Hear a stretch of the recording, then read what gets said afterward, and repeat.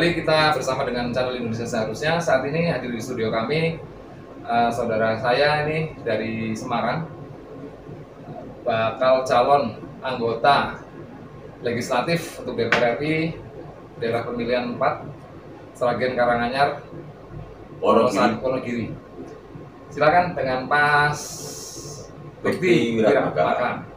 Mas, terkait dengan nanti ketika mau jadi caleg, soal penegakan hukum nih yang sangat krusial, apa kira-kira yang mau dikerjakan sebagai anggota legislatif yang memang fungsinya adalah nanti membuat perundang-undangan? Ya, terima kasih. Penegakan hukum, tiap ganti presiden, ganti rezim, ganti pemerintahan selalu menjadi topik hangat. Tapi sekaligus sampai hari ini kita juga masih belum bisa 100% menjalankan perintah konstitusi, yaitu penegakan hukum, kedudukan di mata hukum yang sama bagi setiap warga negara.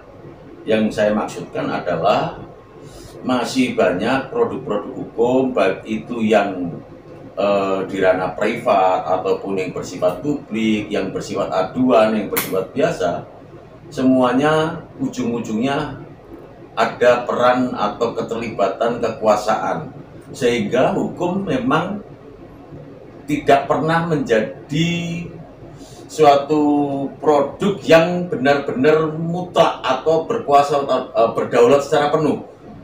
Hukum senantiasa terkontaminasi atau terkooptasi dengan berbagai kepentingan Politik, ekonomi, gitu. Ya, semuanya saling terkait, dan tentu saja hukum juga tidak akan menjadi efektif kalau penegaknya, dalam hal ini aparaturnya, juga tidak punya sikap yang sama. Ya.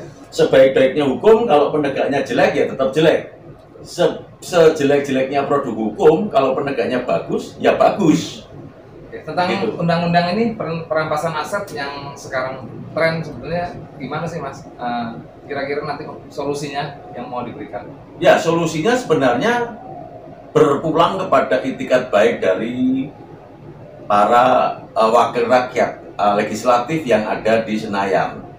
Toh Pak Presiden sudah secara prinsip-prinsip dasar mengemukakan harus segera dijalankan. Kenapa? Karena ini menyangkut soal trust rakyat kepada pemerintah. Bagaimana mungkin atau bagaimana bisa rakyat mempercayai pemerintah ketika hal untuk soal keadilan saja tidak bisa menjalankannya, yaitu RUU perampasan aset. Dan itu harus komitmen bersama para wakil rakyat di negeri ini. Tanpa komitmen dan kemauan kuat, saya pikir mau ganti presiden berapa kali pun tetap akan sama keadaannya. Jadi hukum menjadi panglima ya? Ya. Sekarang ya. Oke Mas, kebetulan Pak Mas Bekti Wiratmaka ini adalah sarjana hukum juga, lulusan dari Universitas di Solo Tigo, yang saat ini sedang maju untuk ke Senayan. Ada program-program, visi atau misi yang mau disampaikan, Mas?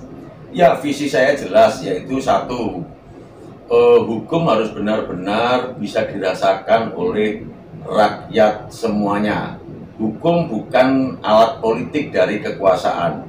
Hukum harus bisa mengayomi semua orang dan menjadi pedang keadilan bagi rasa keadilan masyarakat. Satu itu. Kedua, soal masalah intoleransi yang sampai hari ini juga masih menjadi mimpi buruk bangsa ini, itu juga membutuhkan komitmen dan kemauan dari semua pihak, tidak hanya di akar rumput tetapi terutama dari para pemuka-pemuka agama di Indonesia ini dan pemerintah.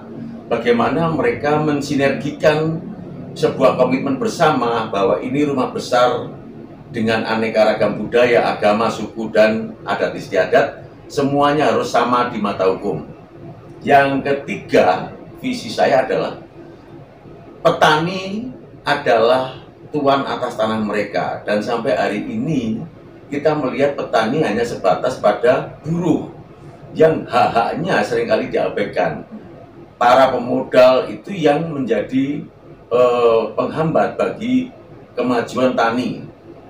Nah, di sini bagaimana pemerintah melalui undang-undang desa, melalui perda-perda yang semuanya harus menyasar pada kesejahteraan petani. entah itu berupa subsidi pupuk atau pemberian pupuk gratis, nanti dengan harga pasar yang ditentukan oleh pemerintah, semuanya harus ada perda-perdanya supaya ada kepastian bagi petani. Itu aja. Berarti memang dari akarnya ya Mas ya, bagian kecil yang menjadi kita harus merdekakan. Ya. Oke. Mungkin itu saja sementara ini. Mas Beki, terima kasih. Sama-sama di studio kami. Sampai jumpa.